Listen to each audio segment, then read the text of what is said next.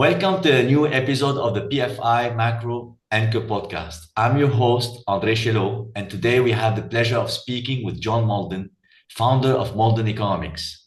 John is a renowned financial expert, New York Times best-selling author, and a pioneering online commentator.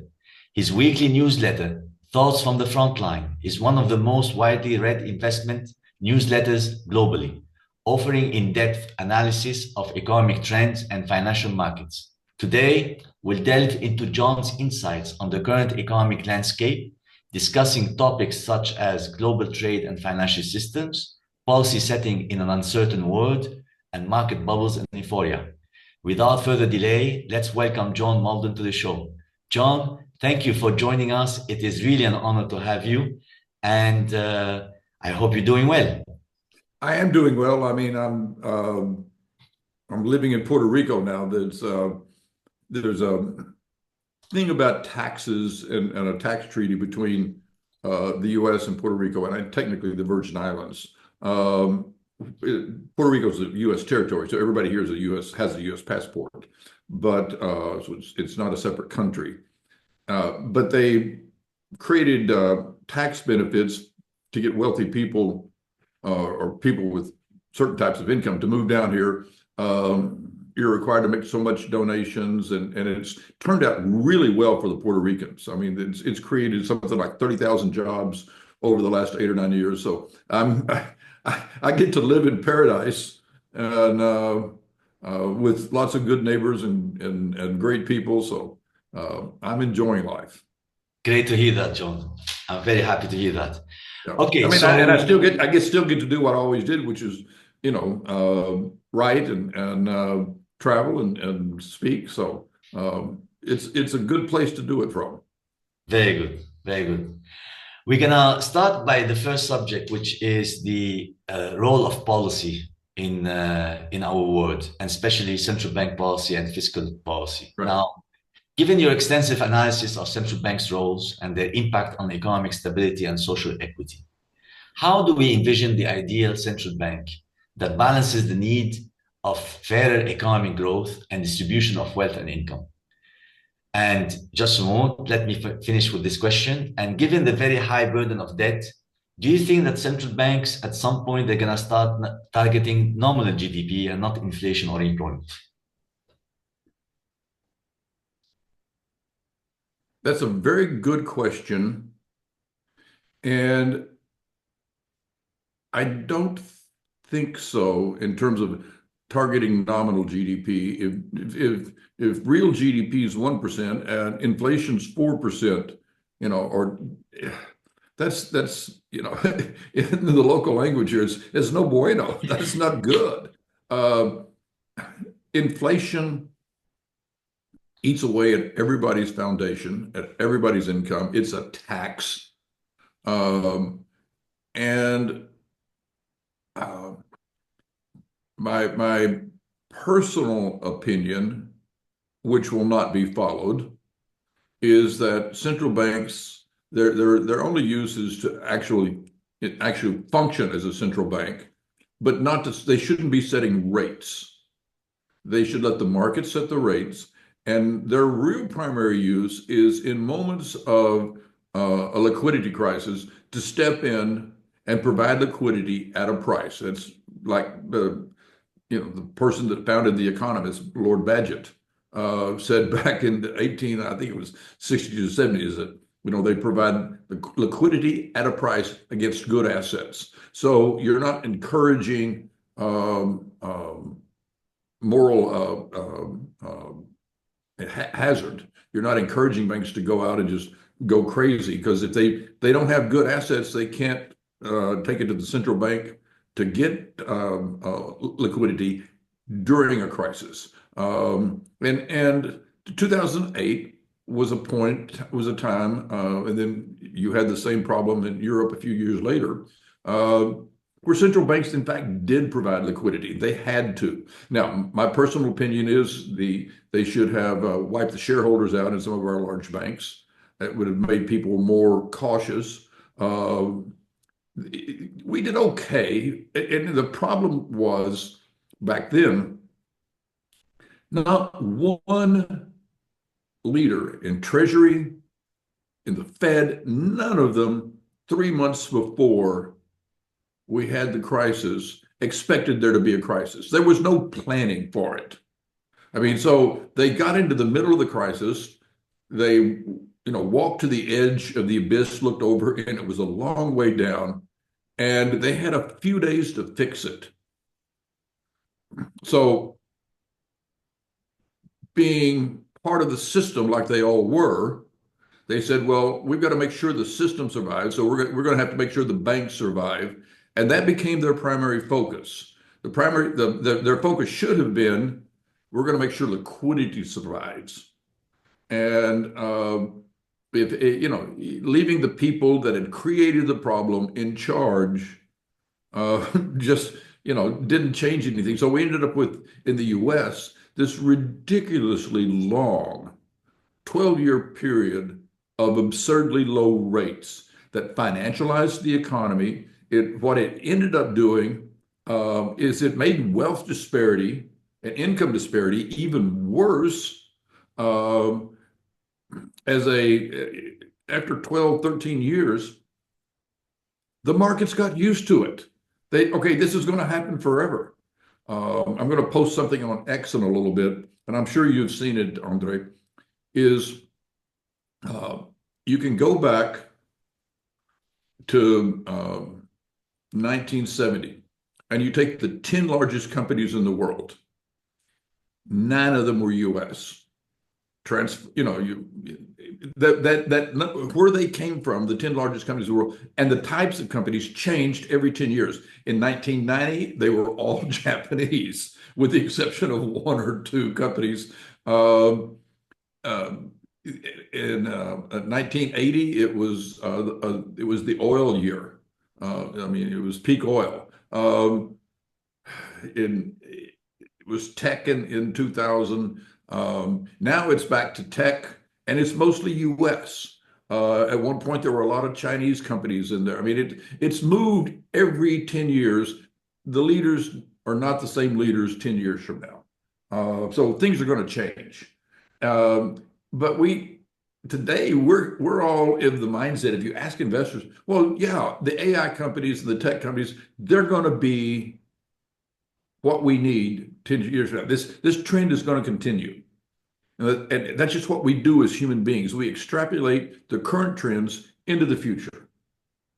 And we extrapolated as a market, as businesses, as governments in Europe, in the US, low rates into the future forever.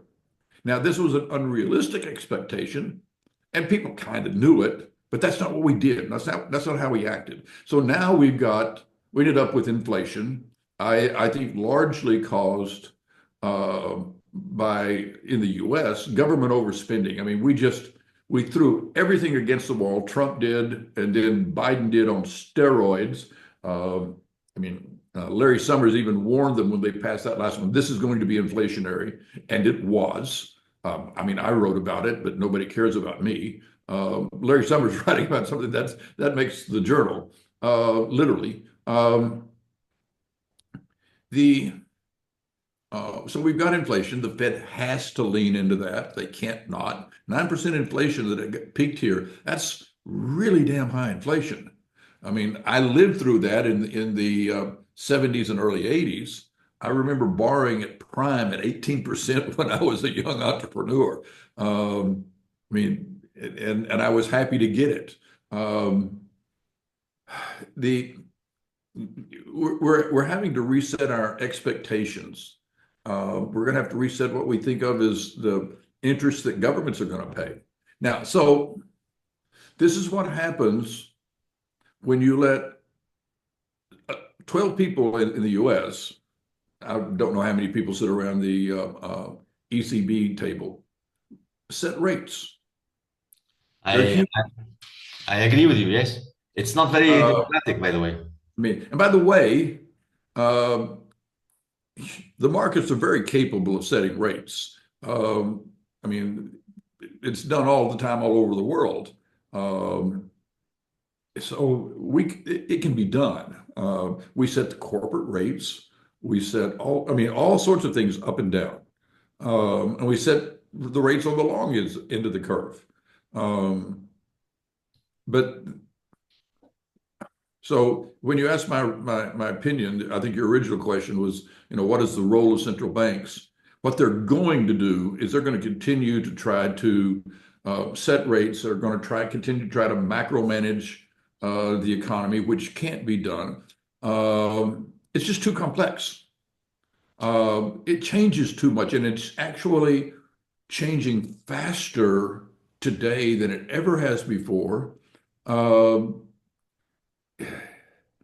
I, I don't understand how you think a quarter point on the change in interest rates is going to move employment or move us, whatever against things, up or down. It's too complex. So you support the idea that was debated by Milton Friedman something like 20, 30 years ago when he said like give it to a computer and throw the key away and like just maintain a stable growth rate in money supply.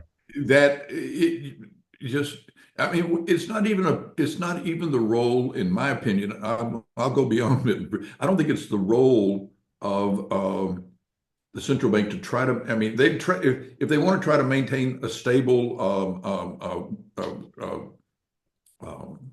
a growth rate, that's fine. Stable inflation. I mean, to me, when I look at it now, I'm 75 years old. And that means I've lived through two 36-year periods, which is that, at 2% inflation, that cuts half your buying power. So the dollars, if I had been saving when I was 3 years old, that dollar would only be worth a quarter. Now, what I actually did start working and saving, now 45 years ago, my dollar is worth much less than a quarter under this managed economy.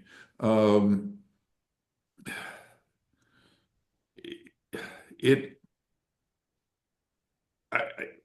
I think the markets would, I think, do better without people interfering, but that's just my philosophical standpoint.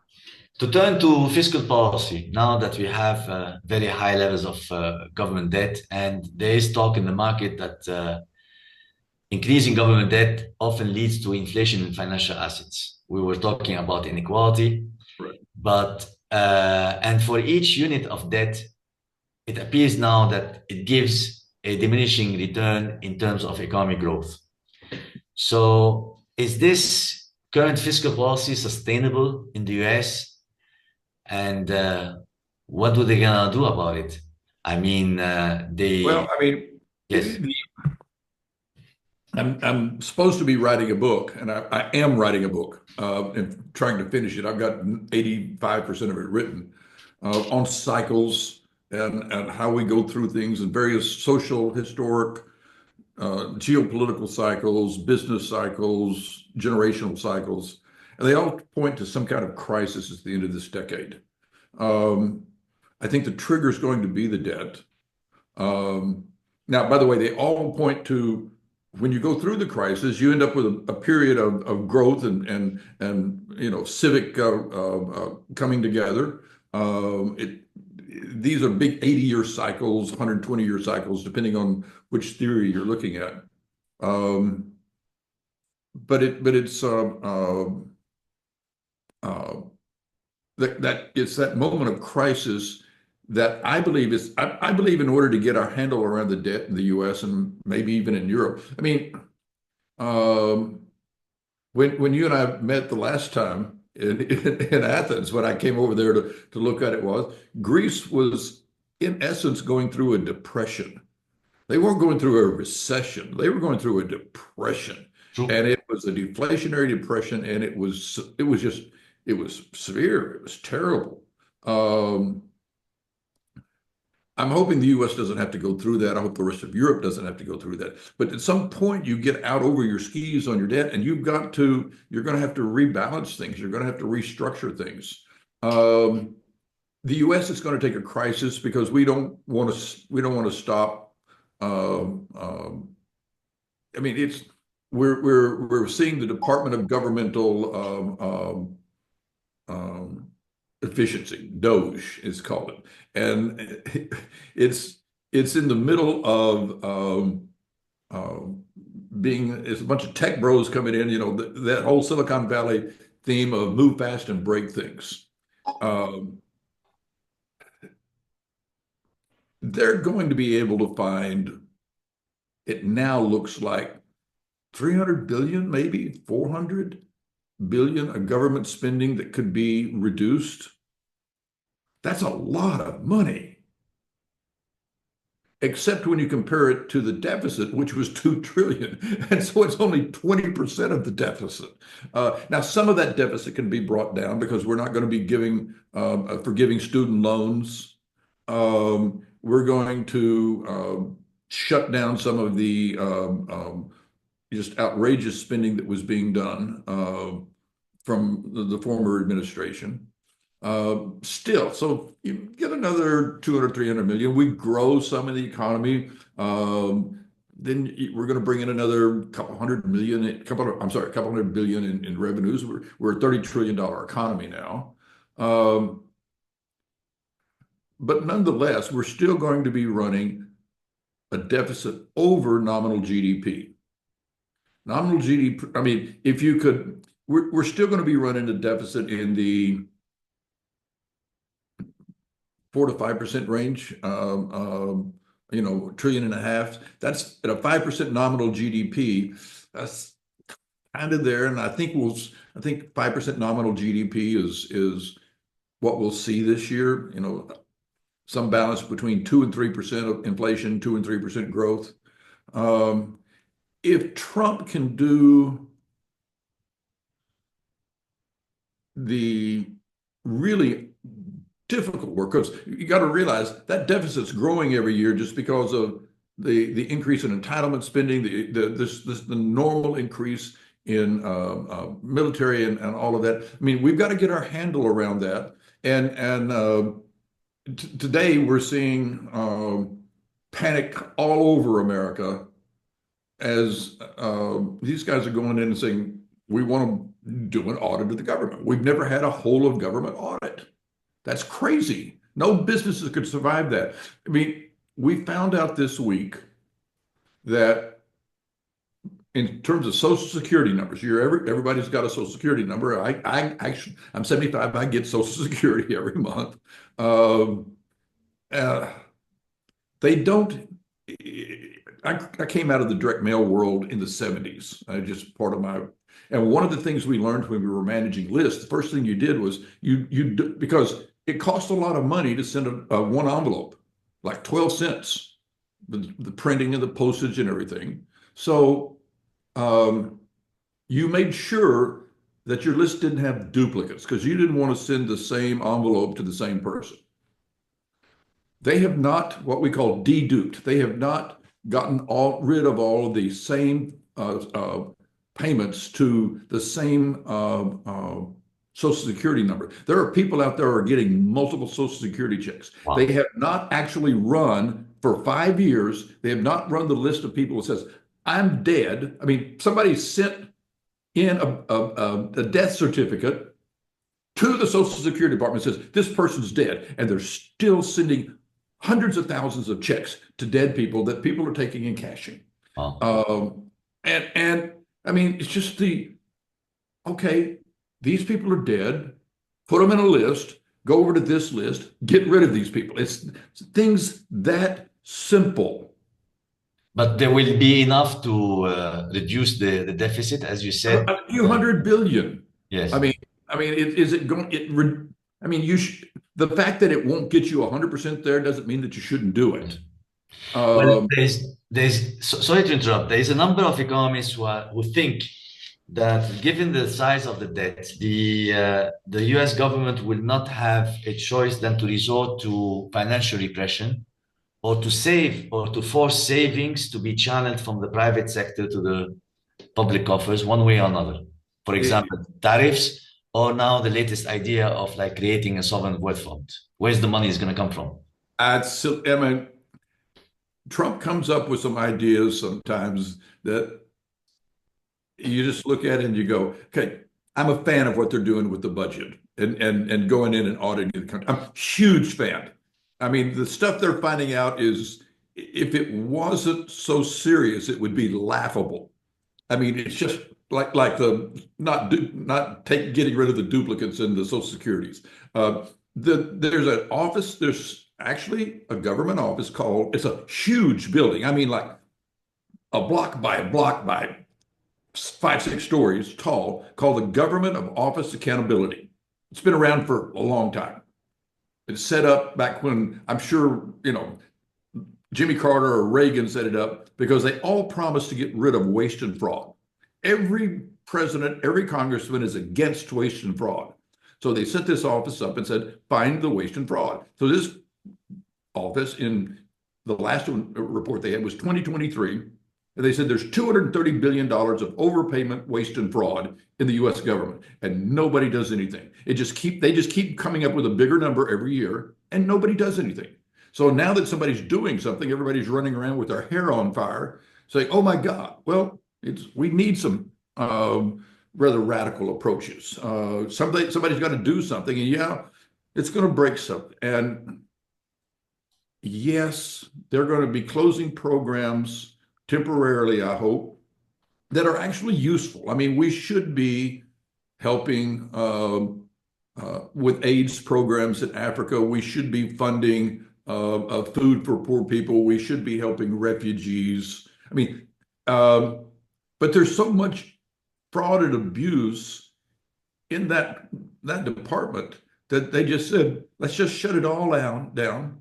We're going to move it under the State Department. It was created by an executive order. This is one of the reasons they've gone after what's called USAID first. It was created by an executive order, and an executive order can shut it down. So the president had that potential. For instance, the president just can't declare, we're going to get rid of the Department of Education. That was created by Congress. So you're going to have to get Congress to go along with whatever plan they do. And ironically, the Department of Education spends very little actual money on education on the state and local arena. They do Pell Grants. They do some good stuff, okay, scholarships, that type of thing, student loans. I mean, you could take the Department of Education, cut its budget in half, then ship it all to the states and the local communities. And if Congress would do that, you could get rid of it and nobody would notice anything. I mean, you move the student grants under the Pell Grants, what's it called, Pell Grants, it's student grants, under the Department of Commerce, and everybody goes in, and it would be fine. But that takes a congressional act. Most of the stuff Trump wants to do is going to take Congress to go along, except for the USAID, and that one he could do with a stroke of a pen. And so that's the one they're screaming about right now. We're finding all sorts of bad stuff. Now, there's going to be good stuff. That'll get moved to the State Department, and I expect Rubio will to come back and do that. Now, we're getting off the track of by the way, just let me compliment Andre. I do a lot of podcasts. He sent the best, most cogent questions to me in advance of anybody that I have been on a podcast with in a very, very long time. I mean, this guy thinks, so I appreciate that. So let me get back to your question. I tend to ramble, and your listeners may not be interested in inside baseball. No, we are interested in any insight that we can get from the US because we want to understand what's going on over there. But I can't understand it. I mean, he's putting tariffs on steel and aluminum today. I think it's the dumbest idea in the world. I mean, we're going to make us pay for we import 82% of our aluminum. I mean, we're now going to raise the price. That's not going to create any jobs. It's going to raise the price and cost more jobs. It's the dumbest damn idea. I mean, I thought the whole,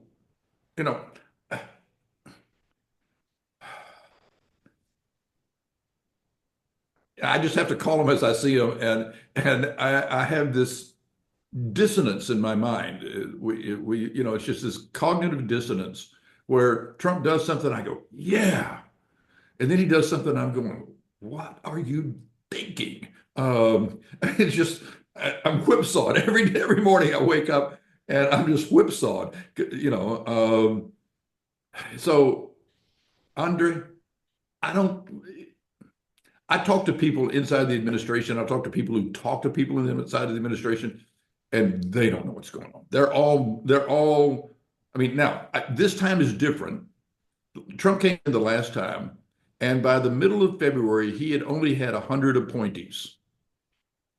This time he came Sorry, in, he John, has 2,000 appointees lined up.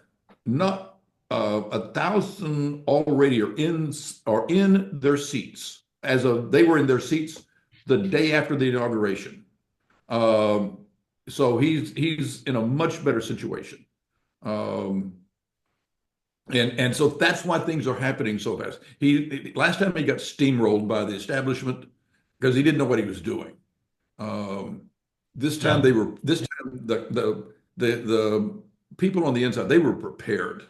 And they've been preparing for a year. Well, this wasn't something that they started doing after the election. So we're going to see a lot of changes, but and I know personally a half dozen people that are taking senior positions in the administration, and um, they're very focused. These are successful people, and they're coming in to make a difference and change things. And they're not planning to be in Washington 4 years from now.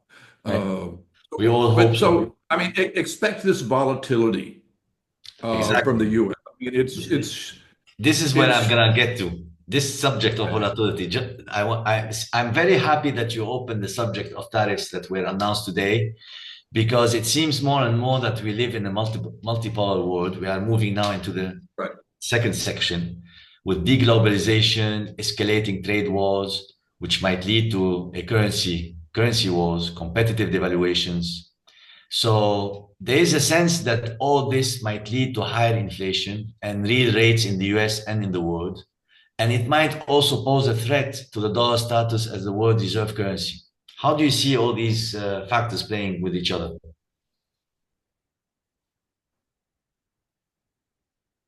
It's a dangerous world out there. It's much more dangerous as it was when Trump took over the first time. Um, I don't know how the Ukraine war ends. Not well. Um, Zelensky's not going to be happy. They're going to lose part of Ukraine. There's no getting around that. Um, Putin's not going to be happy. But I think he'll walk away with a commitment that Ukraine won't join NATO. I personally don't want Ukraine joining NATO. I don't want to be responsible for putting my troops on their border. NATO's big enough as it is right now. I don't mind Sweden or Finland joining NATO. That's fine. But I don't want those. I don't want Georgia joining NATO. I mean, no. Let's just not push that thing. The Israeli thing. I don't see how that changes much. I think Saudi Arabia and Israel will normalize relations. Um, there is no solution in Gaza and the Palestine thing. We're not going to have a two-state solution for a very long time because Israel just simply can't allow an armed state next to it. I mean, it's an existential problem for them. If they pulled out of Gaza and within 2 years, Hamas would be back and armed and attacking again. They can't do that. So I don't know how that works out. I mean, all the other conflicts in the world, the most interesting is what the U.S. and China do. China's being very slow to respond, very thoughtful. You notice that Trump only put 10% tariffs on China, not the 25. So, and just on certain things. And they're playing kind of cat and mouse. Trump wants China to come back with a proposal. And China will eventually come back with a proposal, but it's going to be a well thought out one. I mean, Canada and Mexico, like 2 days later, okay, well, here's what we'll do. Now, the fact that it was already what they planned to do, from Trump's standpoint, he said, wait, I won, I got this. Well, yeah, maybe. But it did push the timeline up. So China's going to be a slower to respond. And I think that's the far more critical um, relationship. Uh, I'm not persuaded that China is like Japan in 1990. They peaked. And unlike Japan, they've grown old before they grew rich. China, at least when it got Japan, when it started peaking, they were rich. And China's not rich. Um, I mean, the Shanghai, Guangzhou, the cities are marvels of architecture. Their infrastructure is fabulous. It makes our infrastructure look third world. Um, the I mean, they've got bullet trains. Europe has bullet trains. I love your trains. That's not what we have in the States. Our trains are slow and rickety. They get there, but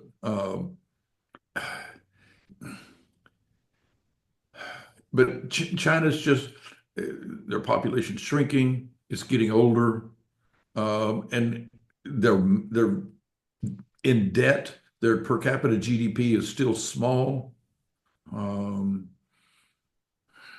There's no so then threat for like the role of the dollar to be the reserve currency, the only reserve currency in the world for the time being. I look at all the potential alternatives, and I just kind of say, I mean, the thought that the BRIC countries can create a currency is just kind of silly.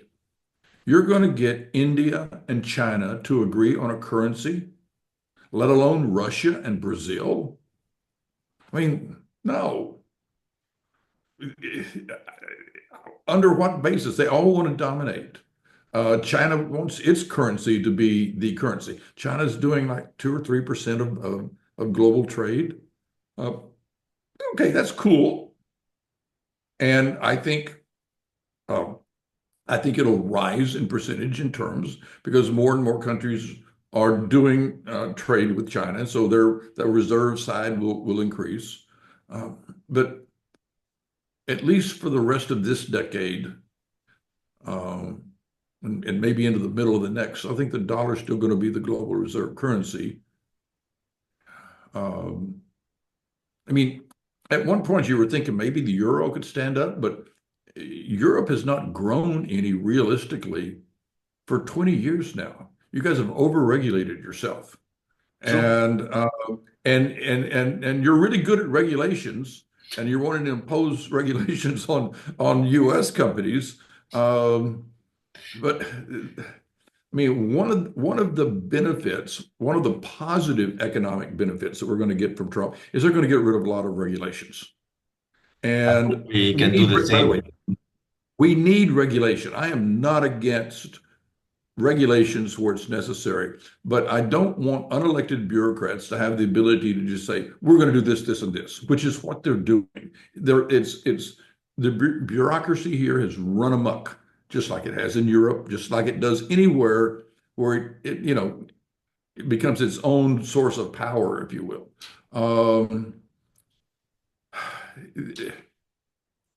The I want people to be free to be able to create. I find it truly strange that you're seeing no big tech companies, no big AI companies. There hasn't been one company with a market cap of over 10 billion, created in Europe for 10 years, 20 years. Very true. I mean, and I've been going back and forth through Europe now for 45 years, 40 years. And there's marvelously creative, thoughtful, intelligent, entrepreneurial people there. And somehow it's not happening. And I find that a mystery that I don't understand. Well, they love bureaucracy here in Europe. You should see in Brussels what's going on. But Uh, let me take you to the other section of our podcast, and it is about technology. So we have seen Chinese AI models, DeepSeek, Alibaba, which have, in my opinion, lowered the barriers to entry in AI development. Since we had this news, do you think that the enthusiasm in this AI sector is sustainable, or it's an indication of another bubble? You know, PE ratios of the Magnificent Seven are above 40. Nasdaq is also above 40. Where are we going? well, I thought Amazon back in 2001, I called it the river of no return. So I just because it had no earnings. I mean, they were spending money to grow size, and it was a model that I didn't understand. And clearly, I was wrong, massively wrong. Um, I think the big tech companies, their problem is that they are so profitable, they're so powerful that when they began to see the glimmer of artificial intelligence, AI, really doing something, because I think pretty much all of us agree it's going to be it's going to have a powerful impact on the world, on jobs, on economies. Their response was to throw tens of billions of dollars at it, not say, okay, what do we really need? And then in response, the Chinese, we cut them off from the main chips, and a little hedge fund spun off a company to do AI, and they figured out how to take secondary chips. They were still NVIDIA chips, but they were like secondary, and they figured out how to use software and to put them in parallel to run as good as the big chips. And they figured out how to train cheaper, and they created their DeepSeek. But I think the remarkable thing they did, and I don't understand it, they made it all open source. They just said, here's what we've done, here's our software, and here's our actual code, and here's why we did it this way. Everybody can see it. If you want to, use DeepSeek, you can. Now, there's no way in God's green earth that I'm going to let a Chinese software into my data in my company. But that's immaterial. They've shown everybody in the world that for 25 million, let's assume their numbers are understated by some, which I think is true. I mean, they'd been doing a lot of this for a while. The actual what they did may have only been 5 million, but they were doing a lot beforehand. But let's say it's 25 million. 25 million to create an AI model that they've shown you how to do is a lot of people could do that now. And there are people all over America, and I hope in Europe and the rest of the world going, well, hell, we can do that. And we'll do it. I mean, not every artificial intelligence engine that's created out there needs to be able to fold proteins. Now, but that's going to, when we start doing that, that's when the biotech revolution hits. Especially when you pair that with what I think is going to be quantum computing, which we won't get into that tech, but we'll have that here in the next 5-10 years. To be able to fold proteins and to do things, we're going to see all these fabulous new cures and things come along. But if I'm a particular manufacturing company, I want my AI to do things that makes my manufacturing business. It doesn't have to fold proteins. It just can handle what we're doing here.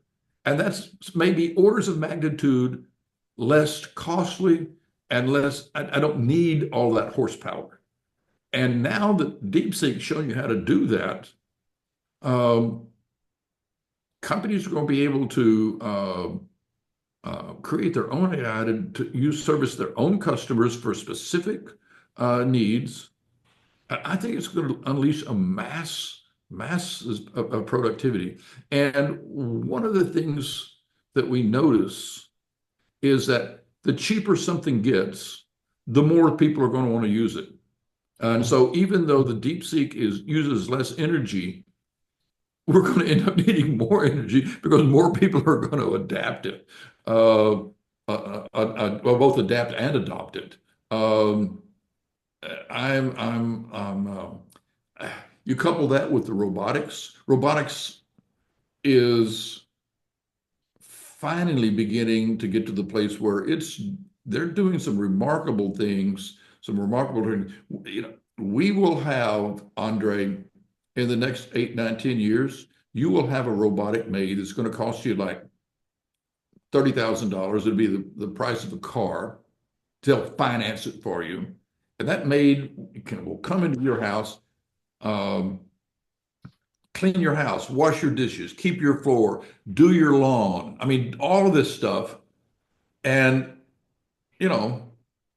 it's going to cost you on finance basis, $300 a month. There's going to be millions and millions of those sold, and the price of them is going to come down. It, it, I don't even think, I could sit and speculate all day, but it's going to change the way that we interact with each other. Human beings are going to have to learn to be creative and to think and to adapt. I don't think we'll obsolete the human being, but the jobs that we're doing, the jobs that our young people are doing in 10 years are not going to look like the jobs they were doing 10 years ago. Great. To finish our podcast, I want to go back a bit to America, and I'm going to give you 3 facts. The first one is the very high inequality in income and wealth. The second subject for the fact is the immigration and its impact on the labor market. And the third fact is the burden of debt that the young generation has on its shoulders. How do you see the future with these 3 constraints, affecting the US as a country? I don't know how to solve the wealth inequality. You just can't go and take wealth from people. That's not, there's actually legal constitutional protections against seizure of wealth. Income is again very binary. Some people get paid a lot to do things because they're able to do a lot. Some people are doing, their income because what they're doing is doesn't require as much.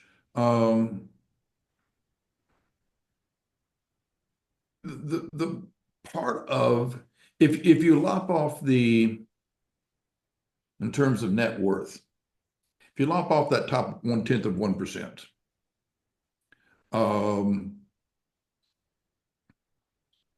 people that, the Bill Gates of the world, the Elon Musk of the world, they skew the numbers. But they've created something, and you don't want to tell people that you can't make $1 billion or 100 million. I'm 75. We're launching a new business.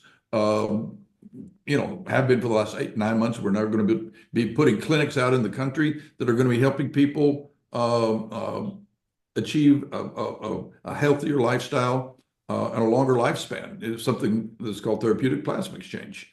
And we'll open, hopefully, in the next 3 or 4 years, 50 clinics I mean, it's not going to make me a billionaire, but I'm hoping it's going to make me, a few shekels here and there.